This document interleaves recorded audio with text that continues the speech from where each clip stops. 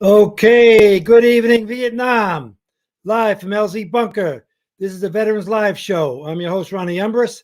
I served with the 101st Airborne Division in Vietnam from December 67 to December 68.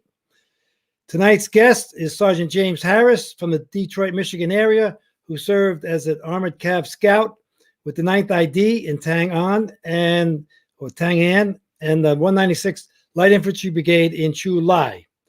We will speak to James in a few moments, but first I'd like to let you know that the program is brought to you by the book, the Vietnam Memorials book, Fallen Never Forgotten, Vietnam Memorials in the USA, featuring over 50 memorials in the United States, one from each state, District of Columbia, and the territories. It's a great book. Go to the fallenneverforgotten.com page for more information on how to purchase it. Today's headlines from Vietnam. The Bong Historical Society in Superior, Wisconsin, is putting the finishing touches on its new $50,000 exhibit about the Korean and Vietnam Wars. Because of great grant funds and private donations, the center was able to make this exhibit the largest built since it opened in 2002. Because of the pandemic, however, management is currently working on how to conduct a soft opening. Let's go to the Vietnam timeline.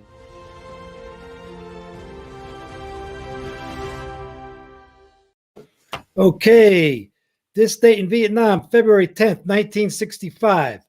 Viet Cong guerrillas blew up a U.S. barracks at Quy Nhon with a 100-pound explosive charge under a building.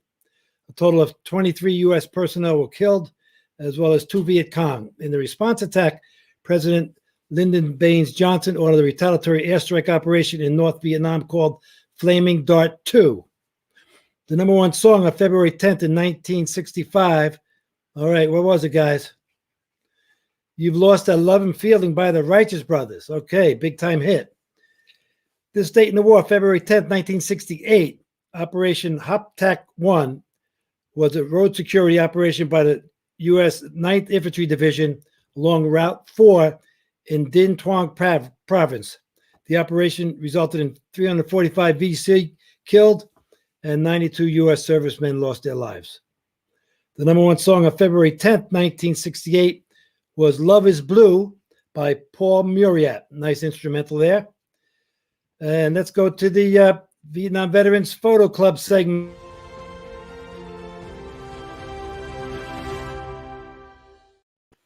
Okay, let's get that first photo up here. Oh boy, remember Chris Noel? I sent this newspaper home, I think. Yeah, it had to be sent home. I couldn't carry it for 6 months. It's the girl who made the mini skirt swing in Vietnam, Chris Noel, the great DJ from Armed Forces Radio. Look at that hairdo. Okay. All right, guys, take it easy. Next picture. Gary R. Adams sent a picture in of a destroyed church, Highway 1, south of Quang Tri City. Battle damage during the 72 Easter offensive. The scene of heavy fighting and grenades thrown through the windows to clear the interior. A lot of protection behind those concrete walls for both of us. Next picture. Okay, Richard Ray Bathurst is R&R, haha. Nothing like a hot beer and a smoke break. A resupply, the tropical wonderland. No slack. That's with the 101st Airborne Division, 327 infantry, and there's a Screaming Eagle newspaper on the ground next to him. Very good, troop. Nice way to open that beer, too. You could just chug it down instead of the little can opener thing. Very good. Next picture. Okay, David Pendergraft. 50 years ago, February 7th, I came home after 14 months on a 105, 102 howitzer. He was still 19 years old. Another guy with a can in his hand. What's that, a little rock and roll boom box there? Very nice, David. Thank you for that picture. Next picture. Tommy Hammock from Chu Lai, 1966. 1st Battalion Shore Party. These look like, oh, you get back up, please. We can look at that bunch of Marines there. And it looks like a squad. Yeah, there you go. Got enough guys for a squad and squad leader. Nice picture, Tommy. Thank you. And this here, another one from Tommy. Says, Shore Party 1st Battalion. Know ye all men by this hallowed scroll, having been duly indoctrined in the fine arts of a shore party in the Marine Corps, tradition is hereby designated as honorary shore party man. dated 12 December 1966. You are officially a party boy. Okay, thank you, Tom. Okay, here's our card of the week. Great cards. Village Defense Forces, right? We tried to set these up with the education and the medical treatments that we used to give the villagers. In 1960, American military advisors initiated a self-defense program for the South Vietnamese. Remote villages were provided with arms and training for their own protection. Surrounding villages would be armed as well to create a safety network against communist infiltration. By 1963, 30,000 villages had been armed. There you go. Okay. Okay, James, how you doing there? Pretty good. All right, James you served with 196 Light Infantry Brigade in July, correct? Yes. All right, tell us about your time in country at the beginning. When did you get there? We got there, excuse me, on my birthday, May 9th, 1967. There you go. That's one. Okay, happy birthday. And did you return on your birthday? Pardon me? Did you come home on your birthday? Yes, I did. Oh, okay. Good for you, man. So, okay. If I might just take a minute, on February 10th, 1967, we lost one of our own in our own units, Sergeant Dillard Rye. He was at the end of his tour. He had the orders in his pocket to go home. He decided that he wanted to drive the track with M113 back to the base camp. Unfortunately, he hit a mine that killed him. Oh my gosh. It's really a hard time for us. That was our first, when I was in that unit, that was the first kill that I knew and respected. Wow. So that's February 10th, 1967. Well, God bless him. Sorry, 1968 to me, 68. Okay, gotcha. But no, go ahead. Tell us when you got in country. Go ahead. When you got in country, where you go? I arrived at Tan Son Nhut, just outside of Saigon. I was assigned to the 9th Infantry Division, the 5th to the 60th, to drive a truck. I was kind of confused because I never drove a truck before, never trained for a truck before. I was an APC driver, but I was assigned to drive a truck. So I sent out to the supply area, and my basic duty for the first 30 days I was there was to drive a POL truck down to Ben Phuc, which is a base where the 5th to the 60th was.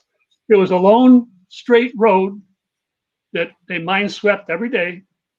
The guys told me, they said, don't worry about when you got a full tank, don't worry about taking it around because it's not going to blow up. But on your return, you might have a problem when it's empty. I did that for 30 days, and then I asked the sergeant if I could change out assignments. He said, oh, yeah, we'll give you a regular 4 deuce, and you can run that. Supplies during the daytime. Pick up stuff from Saigon, go on around. First night I was in bed at the base, I got woke up. I got to make a run down to Ben Phuc because they're under attack. They needed ammo, they needed supplies. I asked him, well, why don't you fly it in? Said, no, you know the road. You've run that road for 30 days. You know the road better than anybody else. So okay. In daytime or nighttime you had to go? It was a nighttime. It was about 2 o'clock in the morning. Oh, no lights. Right. The escort vehicles they gave me, I told them to stay behind me. I didn't want one in front of me because I'd run your ass over. I wanted to. So after the 2 months there, I got orders to transfer up to 196 at Chulai. So I got to the 196 Chulai, reported to my duty station, which was the 17th Cav. And I seen the ATCs, which I was trained on and which I knew very well how to run. So I did. I spent the rest of my tour with the 17th Cav. We stayed at Chulai for about 3 or 4 months when I was there. And then we moved up to LZ Baldy, which is up around Tan An. And spent most of the rest of my tour during in that area doing patrols and whatnot. Okay, let's show some pictures that you got from over there. Okay. Matt, we got some pictures, Matt? Okay, what do you got here? Okay, we were on an escort run. The road that we were traveling on was known to take rocket attacks. So they had a helicopter that would fly along with us, actually on both sides of us, to watch out for any VC activity before we before we got hit and give us a heads up. Okay, next picture. Okay, this was a helicopter that was shot down. I believe, from what I remember, that the crew got out okay. The guy rotated down. Our unit was sent out to secure the area, and the helicopter came out and picked this one up. That was one of our worst assignments, was go out and recover these helicopters, sometimes in very remote areas. Yeah, that was a pretty amazing operation there of getting that. Usually, what does it call that? The workhorse helicopter, the big one. Yeah. Used to use those things, but crane, the Chinook came in handy. All right, next picture. Okay, here's a map. Okay. Down the bottom, I see 9th Infantry Division. Yeah, down in that. That's like where I spent the first 2 months of my tour. Basically running gas the first month and running supplies the second month. Gotcha.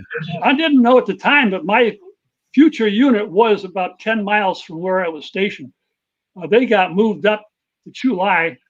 They originally had Jeeps, like the old desert Jeeps with a 60 mounted Jeep. Yeah. And when they got to Chulai, they changed over to the 113s, which I was trained on. So. Gotcha. Next picture. Okay. This was a village sweep. We were inspecting the village. Those are our vehicles out front there. The infantry started the village. They rounded up all the residents into one area. And then they did a sweep of all the huts and the rice patches and looking for tunnels and looking for arms. Did you ever find anything?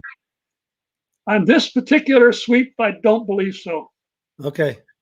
Next all I know is I was woke up at 3 o'clock in the morning to start getting over to that village. They wanted to sneak up on them. Unfortunate part is our vehicles are kind of noisy. I got you. Yeah, that's true. You're right. Next picture. Okay, here you go. So now this is a picture of one of the village huts and the family that was in it. Yeah, like a whole family of VC in black pajamas, right? Yeah. Oh, they were all in black pajamas. You couldn't tell them apart. You're right. That was what they wore. Yeah, I can remember going into those villages and not being. You had to watch everything you did, man. The guys had to watch you. You had to watch each other's back. It was crazy. You had to be on your toes. Amen. No slouching around there. Next picture. Here we go. Spider hole. Spider hole. Yeah, I found this one. We found it. And I went inside. It was big enough to hold about 6-7 VC. Wow. Actually, the hole's a little bit bigger than what it was because we had to break it up so I could get in there and check it out. Yeah. Yeah. Oh, yeah. Right. They're kind of small, undernourished, whatever. The thing about that too, when you drop the grenades down in there, the concussion would get them, and you had to be careful if you didn't have a booby trap, and that would definitely not only deafen you for life, but maybe do some other further brain damage or whatever. So yeah, in fact, we had tunnels under the hooches, the regular in the village. I remember walking around the side of one house. It seemed like it had a basement apartment, and walked around the corner, and sure enough, there's this old lady standing there. Like, if it was Charlie, I wouldn't be here. It was like the tunnel network down around Kuchi in the south was unimaginable. In fact, they even tunneled under one of our units, brigade headquarters. Yeah, we had one. We found they said at least a battalion size operation going on in one. Right. They had a battalion, like what, 3 or 4 companies. Our 3 or 4 of our companies would be 300 or 400 guys, and yet they had hospitals, mess halls, ammo stuff, the arsenal, the whole deal. It was crazy. Well, there along the Ho Chi Minh Trail, a lot of that was tunnels. They went underground because the bombers, bombing them. And the only way that they actually eliminated them was the B-52 carpet bombs. Yeah. Yeah. Have you ever used any CS gas on those things? No, we didn't use those. No. Okay. Next picture. Punji pit. No, that's not a punji pit. What is that? That's a tunnel. entrance. That's a long bamboo pole Right. with a C4 attached to the end. And that's we jam it as far down that hole as we could and light it up. How'd you light it? But we had a Before you- fuse line. Before, oh, it had a fuse all the way There's a on. fuse attached to it, right? Oh, okay, I got you. And what did that Same do? concept. Same concept they used in World War II to take out bunkers. Yep, I got you. Okay, like a Bangalore. Like a Bangalore torpedo? Like a Bangalore torpedo, right? There you Only go. a little modified. Well, it's okay. Did the job. Next picture. Oh yeah, These this is yeah. this is a big operation. We had the infantry was involved with it. We were placed in a hold position, and while the infantry swept the Ville, these were the prisoners that were captured at the time. They were still bringing them in. That was an all-day operation. You got one guy in the back with the hoodie on. You got one guy way in the back with a hood over his head. Yeah, they're bringing more in. Yeah, but you guys look like you're slouching around. You got a couple of guys there with no weapons. You got your shirt undone. Nobody has a helmet on. What's going on? At this point in time, it was over. We were just collecting. It's like looks like a stand down. we were collecting everybody up, and the fighting was over. I got you. All right, just checking. There you go. What's this one say? Same area.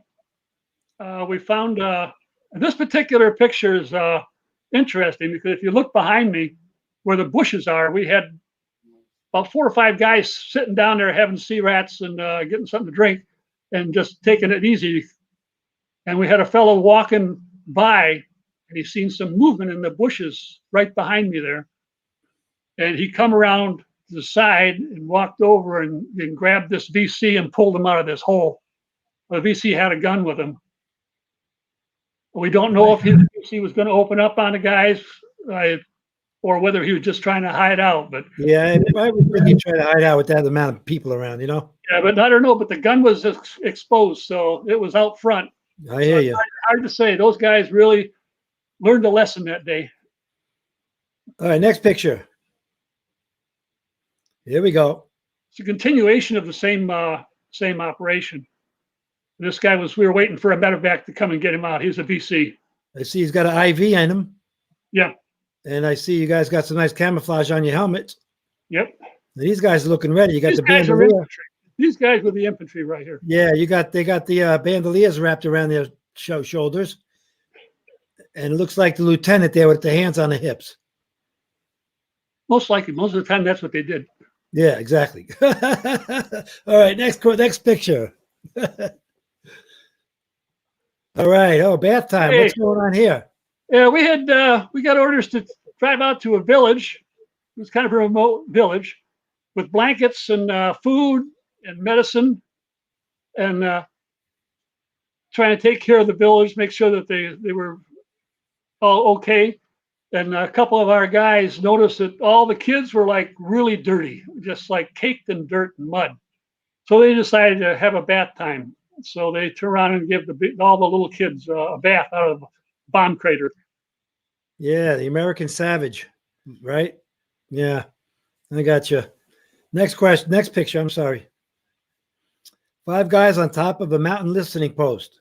Yeah, they would fight. Well, when I first got to Chu Lai, one of our assignments were to man this mountaintop, and they'd take 5 of us and fly us up to the top of this mountain, and we'd stay up there for a week, and it would be a listening post, an observation post. We could see in the far back there, you see a brown stripe. That's a road, kind of like a road that's going through there.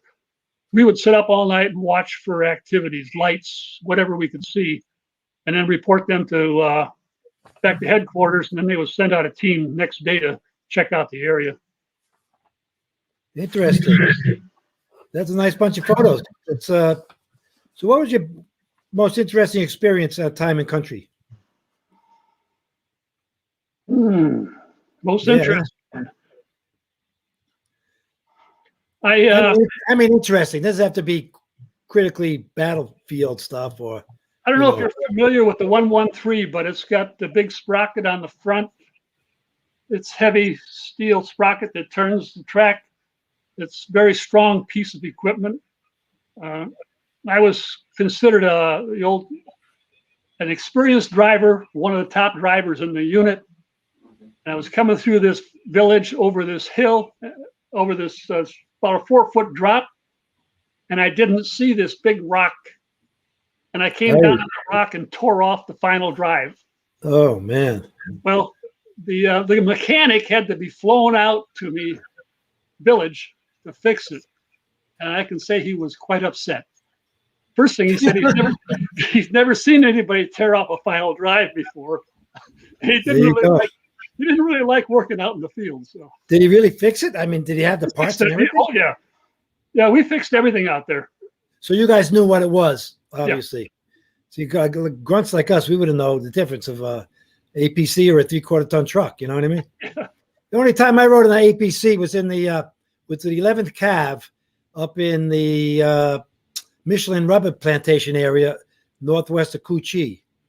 And the thing that bugged us the most was riding on an APC, and you'd hit these trees, and all these red ants would fall down on you, and you would have to get naked real quick because red ants went down your shirt and on your belt and up your socks, and oh my God. We hit the same thing up. We did the same thing. We used fire extinguishers and everything trying to get those ants off of us. It was terrible. Oh, I'm telling you, man. God forbid you had to be. I never was in an ambush with one, but imagine if you were. Like, you give yourself away. It'd be crazy. Yeah. All right. What else is happening? Ask about the spider in the tunnel. Oh, what about the spider in the tunnel? This tunnel and the spider, yeah. That's a good one. We come across this one tunnel, and this is the reason I was picked is I was long, tall, and very skinny. I could fit in the tunnels. So yeah, we saw the pictures. I went down the tunnel with the 45 and a flashlight. The guys tied a rope to my legs in case something happened and they had to pull me out. They didn't want to go back in after me. So going down this tunnel, back in about 20 feet, come to this corner, and I'm all tensed up because I knew corners were bad. You don't know what's around the corner. I come around that corner and the flashlight hit this huge spider about a foot from my head. And I jerked and fired the 45. I screamed. The guys up top were panicking, wondering what the hell is going on down there. All of a sudden I get jerks on my foot telling me to come out, get out, get out. They had a kick when I told them exactly what I shot at. So you fired a 45 at a spider. At a spider. And how far away was it? Well, it was about a foot away from my head. Like, oh my God, that's crazy. Good for you, man. That's a good one. All right, what else could you wrap it up with? Any other interesting tidbits here? No, the last month I spent in Vietnam, we got transferred. The whole unit got transferred up north to about 10 miles from the DMZ. Really? And I was not really a happy camper because I had a month to go. Who'd you go up there with? The 196 went up there it was after Tet. Yeah. And they needed some reinforcements up there. So they sent the brigade up there. And who were you attached to up there? Or you were independent? We were independent. Okay. We work with a lot of Marines up there.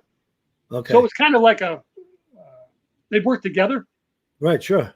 So that was not happy. We were not happy with that. We didn't mind patrolling Highway 1 towards the South China Sea. That wasn't bad.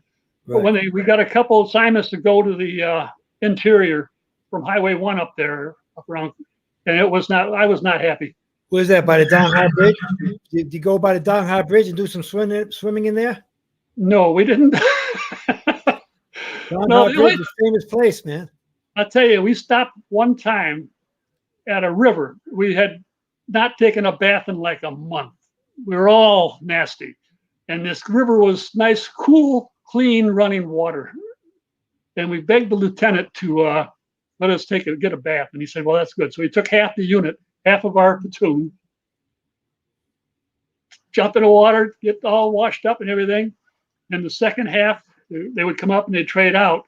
Well, while we were in the water, along with the lieutenant, myself, and another 6, 7 guys, a sniper shot one of our guys on a PC. So here we are, a bunch of naked guys in the river, up across the bank. Yeah, something's always happening. You're right. But this guy he was a brand new recruit. He just got there, maybe a week in country. He took one in the leg. It was $1 million wound.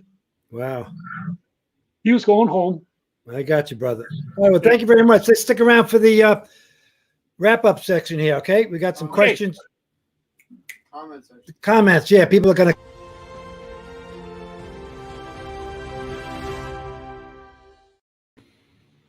Okay, what's the first comment or question? Okay, Marie, how you doing? Thank you. Caught us live on Facebook. Appreciate that. Thank you very much. Next. What is your opinion of the M113? Well, it didn't have enough armor. I mean, the walls were only about a couple inches thick. It's all aluminum. An RPG would go inside one of those suckers and bounce around. Yeah. Very prone to mine. We lost, my platoon alone lost 3 vehicles by mines. And the company, they're better than, I would say they're better than infantry because you could ride instead of walk. That's about the only, and the 50 caliber was really a game changer. Yeah, that's for sure. So I would say if I had a choice, I'd stick with the 113s. Okay, next question or comment.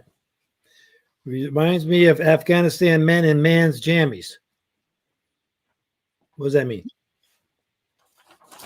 What I would say, people dress the same way, similar. Okay. My son spent some time over in Iraq, 3 tours, and we had the same comments. It sounded like Vietnam all over again. I got you. Thank you, Nick Bailey, for that. And Kilo 19, questions for both of y'all. Do you remember your drill sergeant's name? Yeah, I do. Sergeant West. How about that? Company A62, Fort Gordon, Georgia, July, August, 1966. Next. How about you? You remember your drill sergeant? No, I don't. All I know is it was at Fort Knox. Okay. Yeah, there you go. Where all the gold is. Any stories? That's where all the gold is, right? Fort Knox. Yep, Fort Knox. Okay. Any more comments or questions? Yep. There you go. Do you remember what UE crew, if that was Sidekicks or Ghost? Nope. No. I don't remember that. That's a tough one. Deborah Kelsch. Thank you for sharing all your pictures and information. There you go, Jim. Where's Deborah from? Where you from, Deborah? Okay, I think some of those tunnels go back to World War II. And that maybe the French Indochina War? Yes. Yeah, for sure that. Yeah, but then again, the Japanese fought in Vietnam, right? In the World War II against the Chinese? Vietnam is one of the few countries that has actually never been defeated. Even the Chinese couldn't take them over. You're right, yeah. Okay, ever swim in an M113? Yes.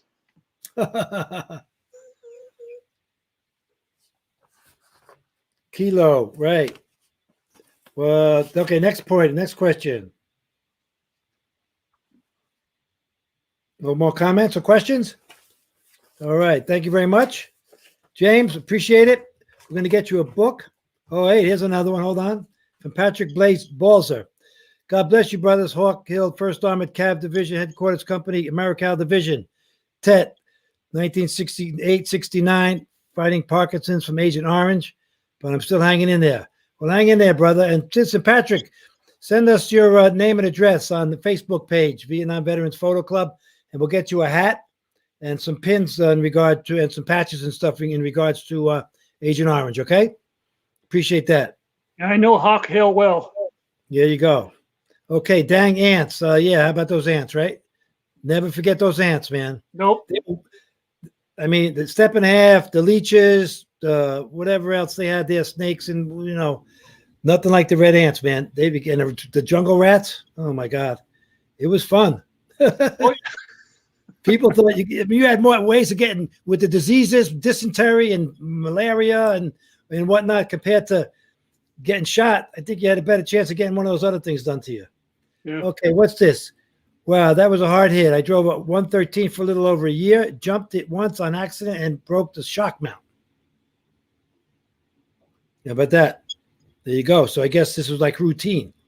Yeah, well, yeah, they were not they were not like tanks. They were Yeah. steps They were below like a 3/4 ton truck with the track. There you go. Next one. Oh, Arthur Valdez. Here you go. If you ain't cabbed, it sounds like you ain't nothing. There you go. There you go. There you go.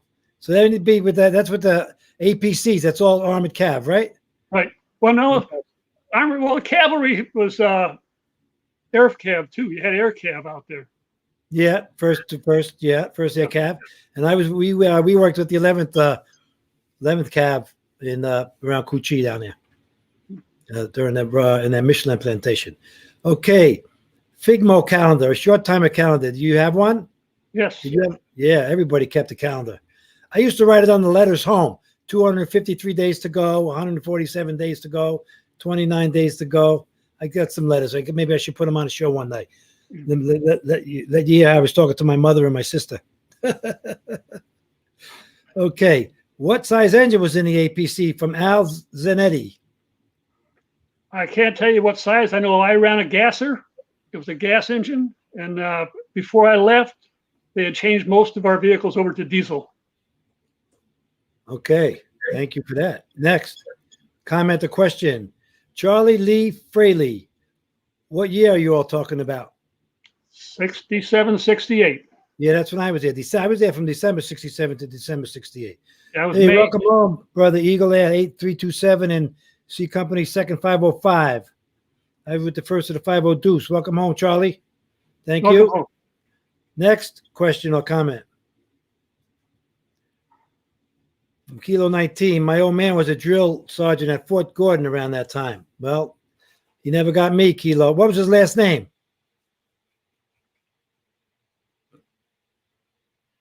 Kilo, Charlie Fraley. Oh, okay, gotcha. Trained scouts at Fort Knox. There you go. There you go. That's you. That was my last assignment. My last 6 months in the Army was at Fort Knox training scouts. Gotcha. Okay, we're going to wrap this up. Let me get a book here, Zach. Thank you very much, James. You're welcome. Appreciate it. We're going to be sending you a book. And where is it? There you go. There's a book, Fallen Never Forgotten, Vietnam Memorials in the USA. And one memorial in each state. Lists all the guys who never came home state by state. And it gives a profile on one particular memorial in each state. Okay. So we'll be sending this out to you. Just remember to message us your address. Okay, will do. Okay, buddy. Thank you very much. Pleasure. Okay, it's time to sound off here. Thank you very much. Welcome home. And God bless you. And good night. Bye.